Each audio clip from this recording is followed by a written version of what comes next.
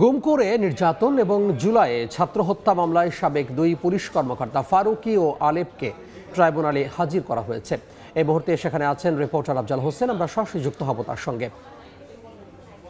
আফজাল, গুমের অভিযোগে এই প্রথম আন্তর্জাতিক অপরাধ ট্রাইব্যুনালে সাবেক দুইজন র্যাব কর্মকর্তা এবং একজন মহিউদ্দিন ফারুকী, তিনি সর্বশেষ রাঙ্গামাটি পুলিশ ট্রেনিং সেন্টারের এসপি হিসেবে ছিলেন, আরেকজন বরিশাল রেঞ্জের অতিরিক্ত এসপি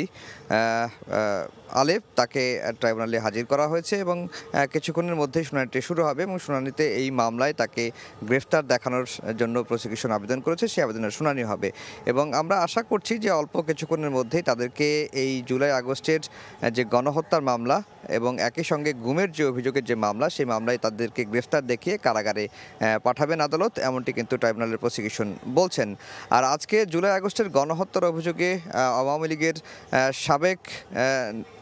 মন্ত্রী এবং আওয়ামী লীগ নেতা অ্যাডভোকেট কামরুল ইসলাম এবং আমির হোসেন আমু, এই দুজনকেও কিন্তু জুলাই আগস্টের গণহত্যার মামলায় গ্রেফতার দেখানোর আবেদন করেছে এবং ট্রাইব্যুনালের প্রসিকিউশন থেকে বলা হয়েছে যে এর আগে যে 46 জনকে শেখ হাসিনা, ওবায়দুল কাদের এবং আওয়ামী লীগের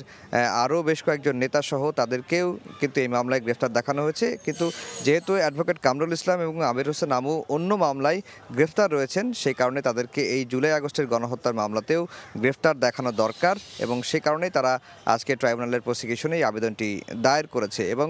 ট্রাইব্যুনালের প্রসিকিউশন বলছে যে এই যে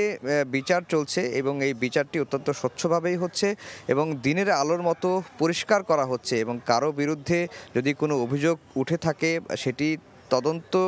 সাপেক্ষে আন্তর্জাতিক মানসম্পন্ন তদন্ত হবে এবং তদন্তের পরেই তাদেরকে বিচারের কিন্তু মুখোমুখি করা হবে এবং যে সমস্ত পুলিশ কর্মকর্তা গত 16 বছরে গুম, খুন, অপহরণের সঙ্গে জড়িত ছিল, তাদের সবাইকেই কিন্তু আইনের আওতায় আনা হবে এবং যারা জুলাই আগস্টে নির্বিচারে গুলি চালিয়েছে এবং শুধুমাত্র তাদেরকেই, যারা জড়িত প্রত্যক্ষভাবে, তাদেরকেই বিচারের আওতায় আনা হবে। যারা নিরীহ পুলিশ সদস্য দায়িত্ব পালন করেছেন তাদেরকে আসলে কোনো ধরনের আতঙ্কিত হওয়ার কিছু নেই। তো আজকে দুজন পুলিশ কর্মকর্তাকে আনা হয়েছে, তাদের বিরুদ্ধে গুমের যেমন অভিযোগ রয়েছে এবং একই সঙ্গে জুলাই আগস্টে ছাত্র হত্যার, শনির আখড়ায়